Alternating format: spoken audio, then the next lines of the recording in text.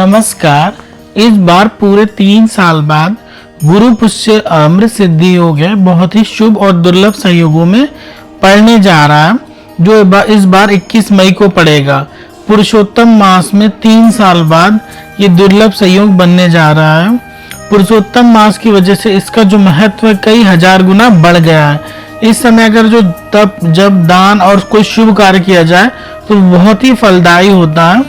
ये जो समय होता है वो कुछ भी नई गाड़ी वाहन खरीदने के लिए, घर खरीदने के लिए, गृह प्रवेश के लिए और कोई भी इन्वेस्टमेंट खरीदने के लिए, सोना चांदी खरीदने के लिए बहुत ही शुभ और उत्तम समय होता है।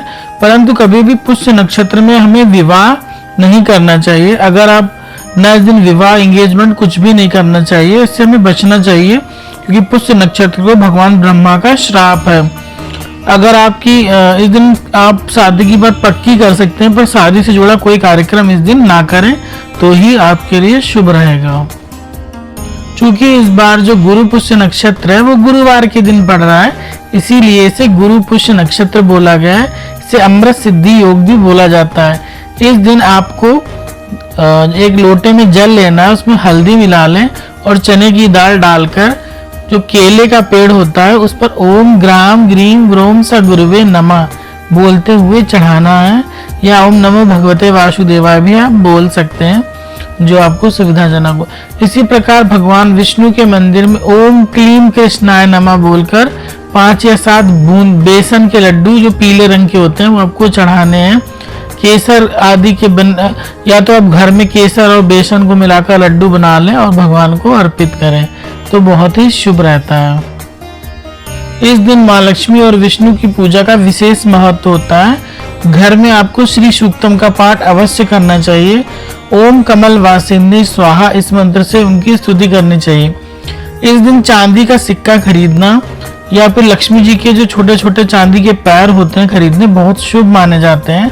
उसको आपको मंदिर में रखकर उसकी विधिवत पूजा करें, कमल के पुष्प चढ़ाएं और केसर चंदन का तिलक लगाएं, ओम और श्री सूक्तम और कनक धारा स्रोत का पाठ करें और अगले दिन से आप तिजोरी में रख सकते हैं। इसी प्रकार इस दिन श्री यंत्र की पूजा करनी चाहिए। अगर आपके घर में है तो उसे पंचामृत से स्नान कराएं, हल्दी कुमकुम केसर आदि को घोलकर जल में उससे स्नान कराएं, तो इससे माँ लक्ष्मी प्रसन्न होती हैं।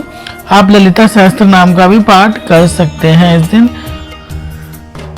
ये दिन श्री यंत्र को खरीदने के लिए, घर या ऑफिस में स्थापित करने के लिए भी अत्यंत शुभ समय है। इस दिन आप श्री यंत्र खरीदते हैं तो बहुत ही फलदायी और असरदायक रहता है। इसकी इस दिन पूजा आदि की जाए तो ये सभी तरह के मनोरथों को पूर्ण करता है। इस दिन आप थोड़ी सी तुलसी की मिट्टी ले लीजिए, हल्दी ले लीजिए, गंगा जल और जरा सा घी लेकर उसका पेस्ट बनाकर नाभि पर लगाइए, तो आपको बहुत ज्यादा मानसिक शांति मिलेगी और आपका जो कंसंट्रेशन पावर है वो भी इससे बढ़ जाएगा।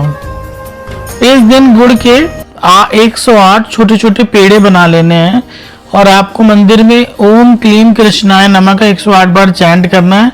अब आपने आसपास जो भी गौशाला है वहां जाकर 108 पेड़े जो आपने बनाए आपको गायों को खिलाने होते हैं। चूंकि बृहस्पति का दिन है तो आप इस दिन केला भी उन्हें खिला सकते हैं और ये खिलाते समय आपको ओम क्लीम कृष्णाय नमः मानसिक जाप करते रहना है।